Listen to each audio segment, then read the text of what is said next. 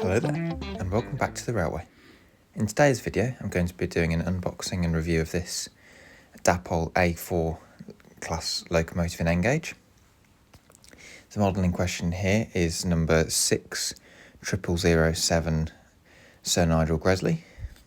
Just saw the back of the box there. This model has been on my wish list for a while. It's been waiting for it to come into stock, and it came into stock, I think it was just before Christmas, and it arrived, I think, either just before or just after, but it was very, very quick from when I ordered it. So you can see it's the usual casing that goes on these models. Just give you a quick run through of the instruction manuals and all the leaflets that come with the loco, so it tells you all the lubrication that you need to do and all the preparation for the model, as well as you can see here all the separately fitted accessories that you can add on, and then in this picture here where you need to be oiling your loco for regular maintenance. The A4 comes in its box with a small chimney protector, which you can see on this picture here. And again, as it turns over, it then shows you then where to oil the exposed gears and how to fit DCC chips by removing the tender. I've not tried this, but I've seen other people try it, and it does look a bit fiddly trying to get the tender off with the drive shaft going between the tender and the loco. But yeah, so just the standard warranty that you get with most models. So I'll put those away and I'll show you the model. So it is a gorgeous, gorgeous shade of blue.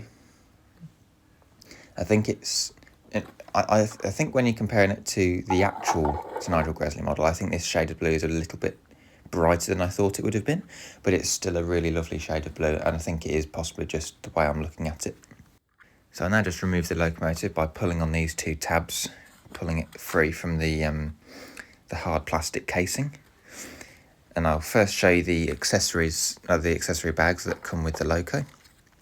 So I'll just show that to you now.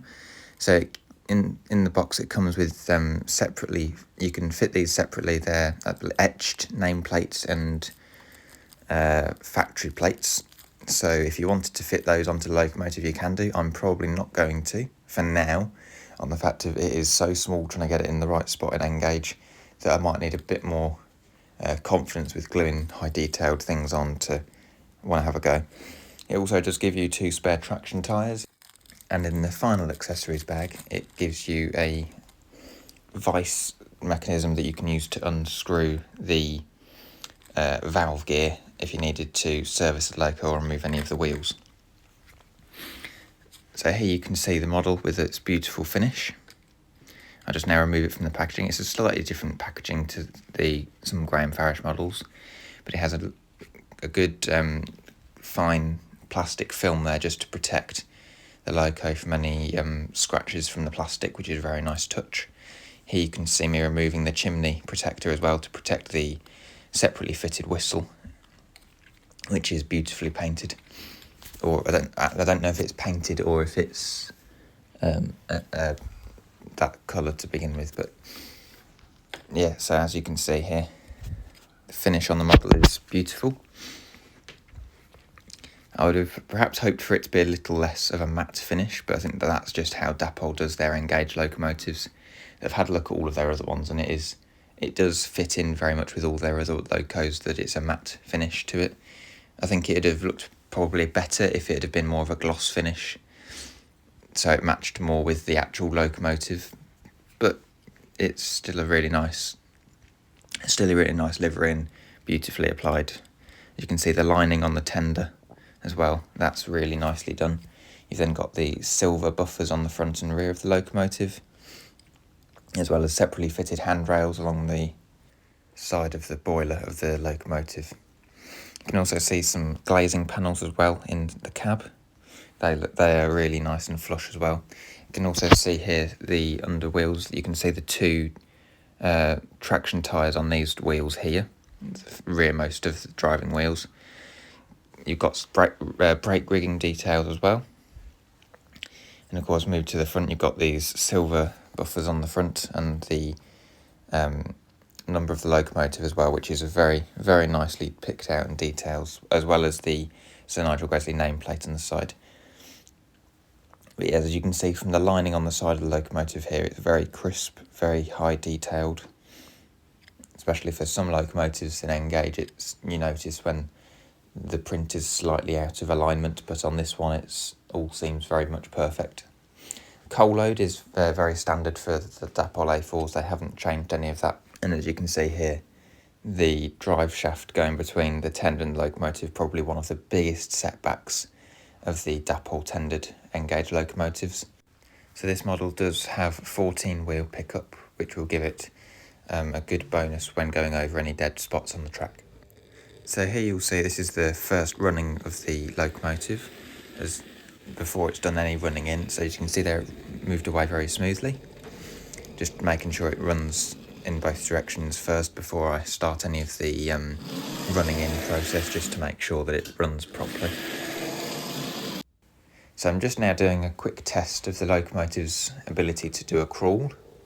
This is before I've done any running in, so I can do a comparison later on. So as you can see, it's moving away very smoothly here. It does then stop at one point on the track here, so it does need a little bit of a nudge, but I think that will just need running in, and that will alleviate any problems. So I'll then have the locomotive running around as the instructions recommended in both directions, and then once that's done, I'll then show you how the locomotive did its crawl after the running in, and then I'll put it with some coaches and have a short running session with it going around the layout with a sneak peek at what will be the next loco review coming up in the distant future.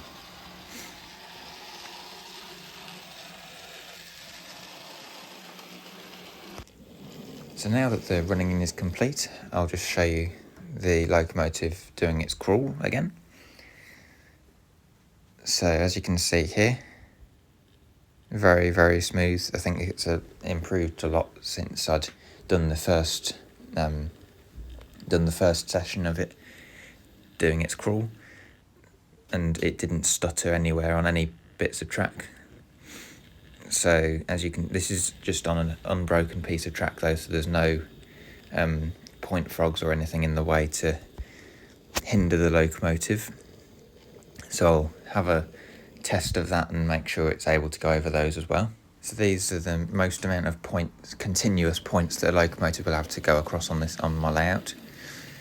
As you can see here, the Dapol A4 goes over it with no problems whatsoever. Probably the bonus of having 14 wheel pickup spread across the locomotive that makes sure it's able to go across points like this very easily without any stopping or stuttering. So now this loco is going to go through a quick running session with some with a rake of coaches. If you have enjoyed this review video, please feel free to like the video, and if indeed you've enjoyed it, subscribe as well, it's free. If you have any advice or suggestions on what I should do for the future reviews, please let me know down in the comments section below, and I'll leave that there. And so thank you for watching, and I'll see you in the next video. Goodbye.